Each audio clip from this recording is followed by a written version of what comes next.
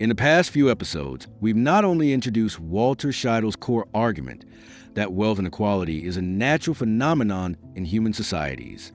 Whether in hunter-gatherer societies, traditional agricultural societies, or modern commercial societies, wealth inequality is inevitable, like water flowing downhill.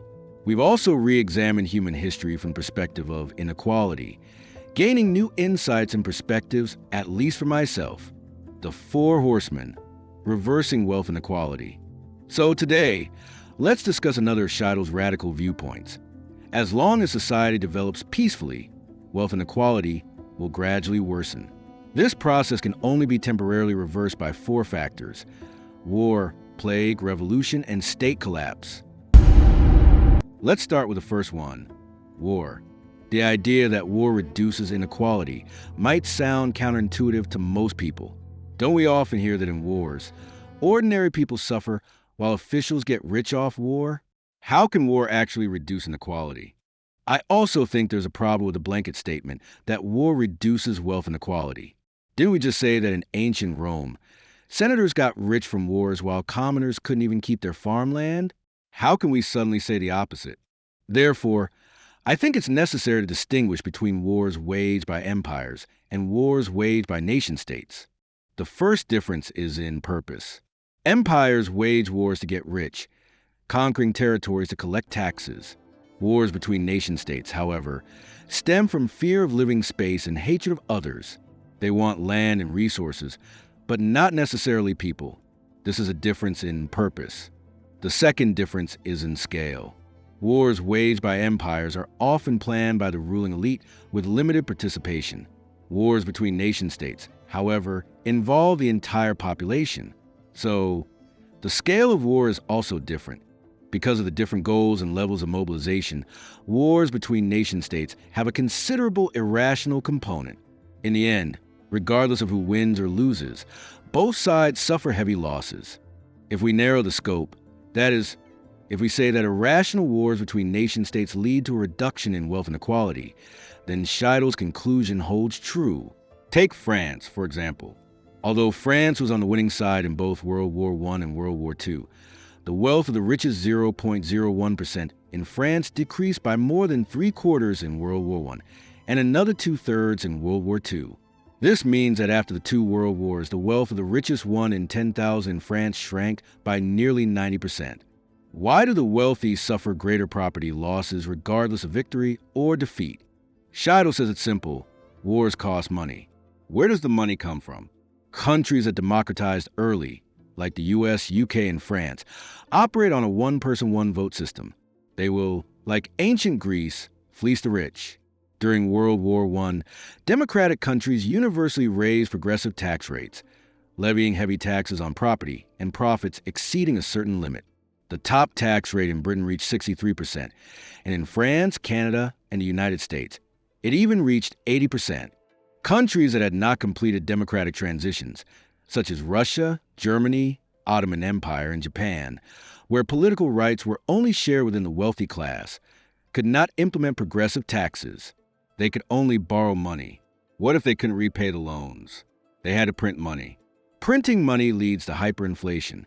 From 1913 before World War I to 1950 after World War II, the price index in the US and UK only increased threefold, but in Germany, it increased 300-fold.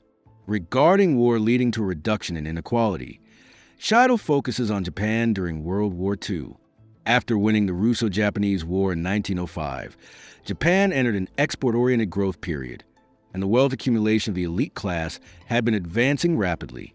However, since the start of the Second Sino-Japanese War in July 1937, the trend of wealth inequality reversed.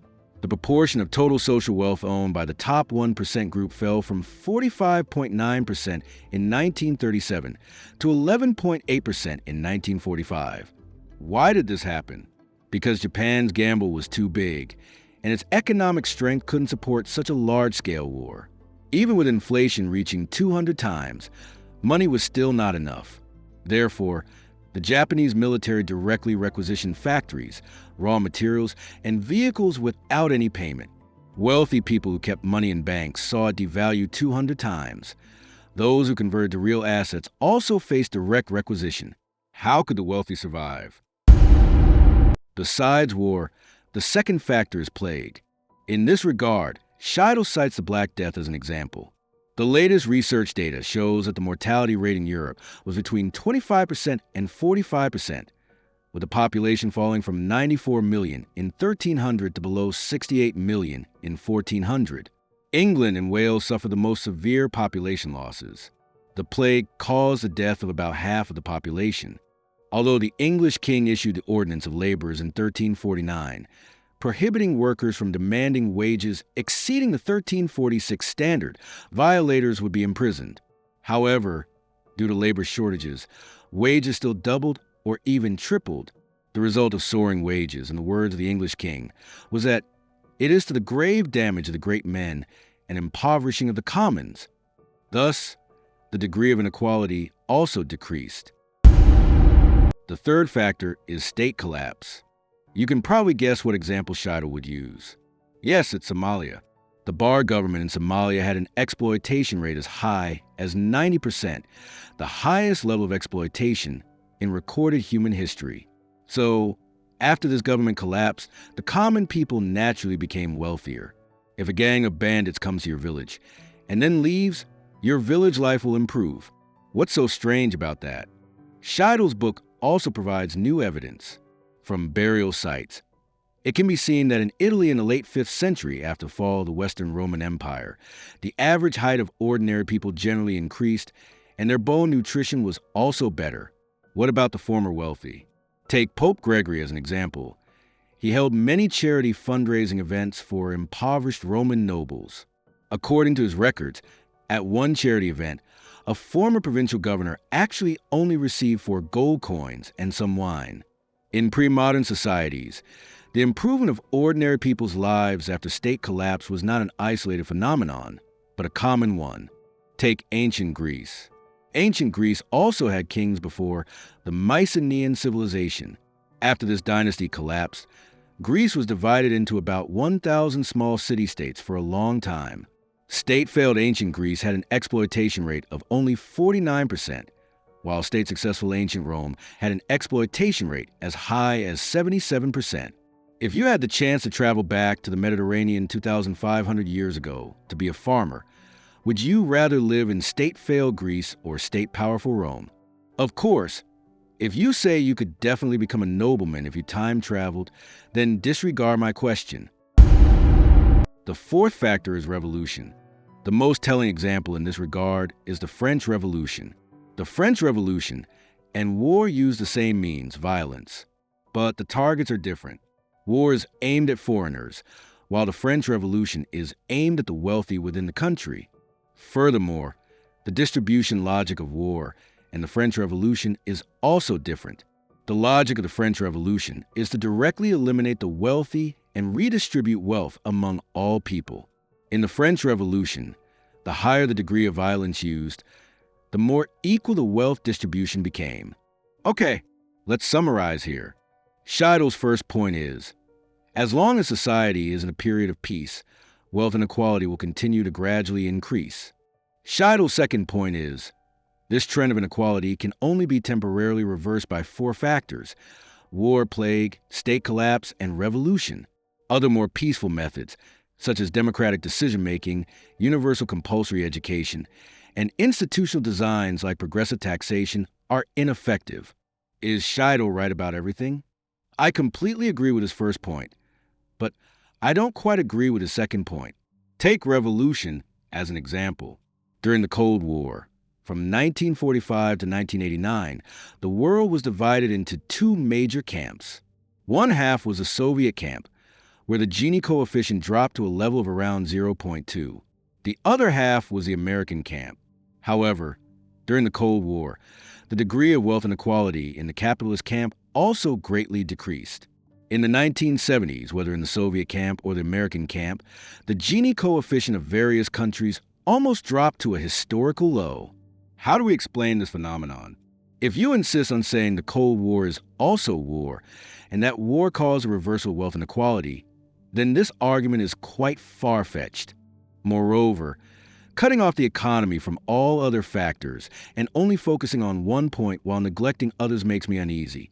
After all, economics is only about how to make money, while politics is about how to distribute money. How can we discuss wealth distribution without considering political factors? Making the cake and sharing the cake are two sides of the same coin. The distribution of political rights will definitely affect the distribution of wealth. Take universal suffrage as an example. If you want men to go to the battlefield, then you have to give them political rights. This is the logic of universal suffrage. European and American men gained universal suffrage rights. In France, it was during the French Revolution. In Switzerland, it was after the Civil War in 1848. And in the United States, black men got it 2 years after the Civil War. German men gained universal suffrage in 1871 after the Franco-Prussian War. In World War I and World War II, men went to battlefield, and women went out to work and gained economic independence. Then, women would inevitably demand political rights. It was also after the two world wars that women around the world universally gained suffrage. Looking at the whole process, whether men or women, they were first needed, and then they shared the rights. So, will the various policies and laws introduced under this new rule affect the final wealth distribution? Of course. Perhaps you can say that as long as society is in a period of peace, no matter how you formulate policies or promote universal compulsory education, these peaceful methods cannot reverse the trend of gradually increasing wealth inequality. I agree with this. But now, first, the rate of increase in the Gini coefficient has slowed down, and second, the cutoff point for exploitation has also changed. Therefore, the result of wealth distribution has been substantially changed. But in any case, Scheidel's book tells us his conclusion. Wealth inequality is a norm in human society, just like people have 2 eyes and 1 nose. Finally, let's review what we discussed in the past few episodes. Regarding the origin of human inequality, Rousseau said it was private ownership, which I think is unreliable. Inequality should originate from the social division of labor.